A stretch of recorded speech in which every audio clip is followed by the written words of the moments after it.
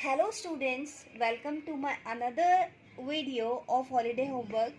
Today we are going to discuss case study, right? तो आज हम क्या डिस्कस करने वाले हैं? Case study. तो आपका क्वेश्चन है बेटा, कैमरामैन प्लीज जरा क्वेश्चन पे ले लीजिए. केस स्टडी फेस्टिवल डेकोरेशन के बारे में बेटा एक केस स्टडी दे रखी है. For a school festival, students use paper cutouts of different quadrilaterals to decorate the stage backdrop. They use rhombus shape to create a hanging chain, kite to design the center of the stage, trapezium on the borders, rectangle as the base frame. तो ये आपकी case study है, ठीक है. अब इसके basis पे हमें आंसर द फॉलोइंग क्वेश्चन करने हैं. हमारे पास ये 4 क्वेश्चन हैं जिन्हें हमें आंसर करना है. तो पहला क्वेश्चन है, what is the key property of the rhombus regarding it's side. पहले तो हम देख लेते हैं कि होते कैसे हैं ना. रोम्बस कैसा होता है? रोम्बस एक तरीके का स्क्वायर ही है बेटा, जिसकी सारी साइड्स हमारी इक्वल होती है. रोम्बस क्या है? हमारा एक तरीके का स्क्वायर है जिसकी सारी साइड्स क्या होती हैं? इक्वल होती है. All 4 sides of rhombus are equal. ठीक है, तो ये हमारा रोम्बस हो गया.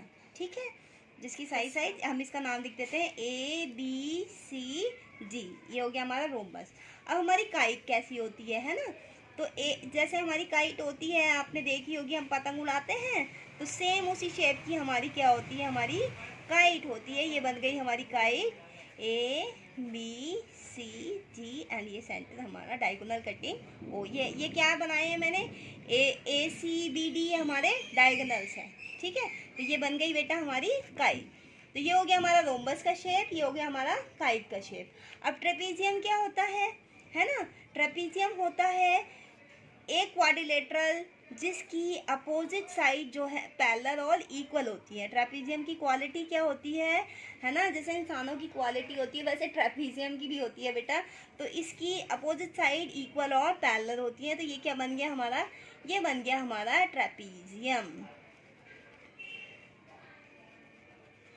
अब लास्ट में जो है हमारा रेक्टेंगल. रेक्टेंगल तो हम छोटे बचपन से पढ़ते आ रहे हैं. तो रेक्टेंगल होता है हमारा ये जिसकी अपोजिट साइड्स इक्वल होती हैं. ठीक है, जिसकी क्या होती है? अपोजिट साइड जो है वो इक्वल होती है. This is are rectangle. इसका नाम लिख देते हैं हम.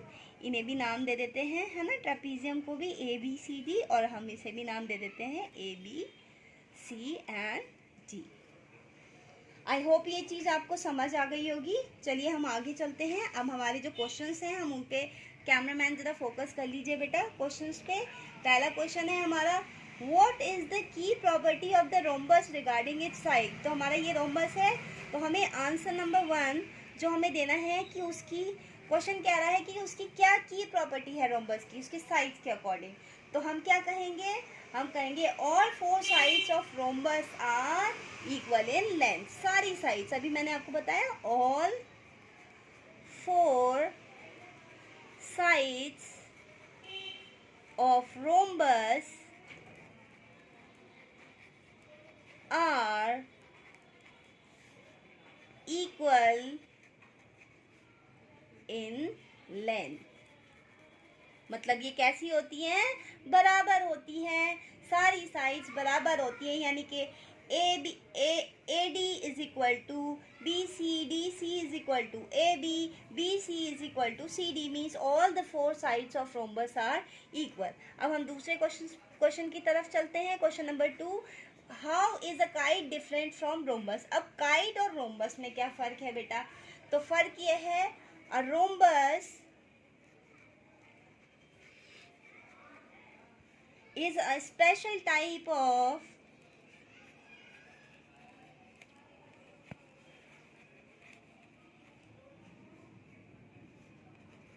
kite where all 4 sides are equal in length, whereas A kite has two pair of adjacent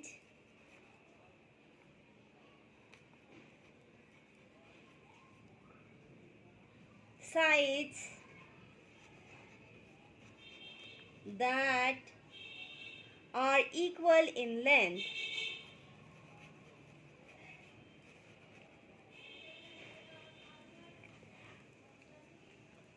But not necessarily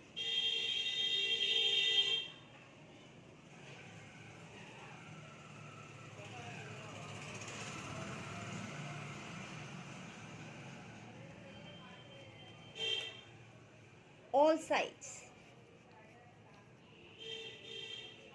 जी, तो अब मैंने क्या लिखा है बेटा, ये कि रोम्बस, इन्होंने पूछा है कि इन दोनों में डिफरेंस क्या है काइट और रोम्बस में। तो डिफरेंस ये है कि रोम्बस की सारी साइड इक्वल होती हैं, लेकिन काइट की जो है वो अपोजिट साइड जो है, एक पेयर ऑफ अपोजिट साइड जो इक्वल होता है, जैसे A B is equal to A C and B D is equal to D C.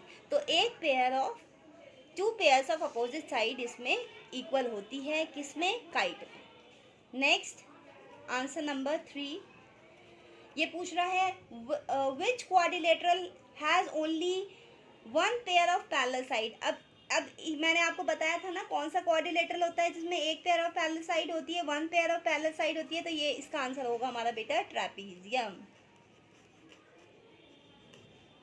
Trapezium एक ऐसा क्वाड्रिलेटरल है जिसकी देखिए आप फिगर पे फोकस कीजिए, तो जिसमें A B is equal to C D. तो ट्रेपीजियम इसका आंसर रहेगा, जिसमें one pair of parallel side जो इक्वल होती है।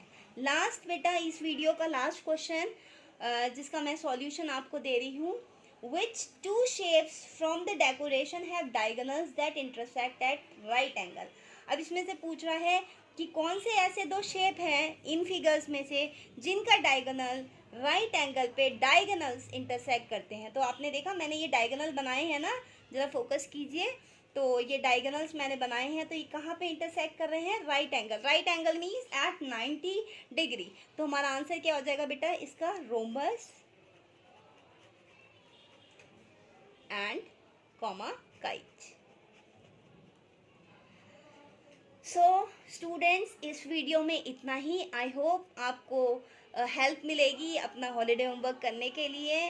एंड और सच वीडियोस के लिए please like and subscribe to शोमाइला।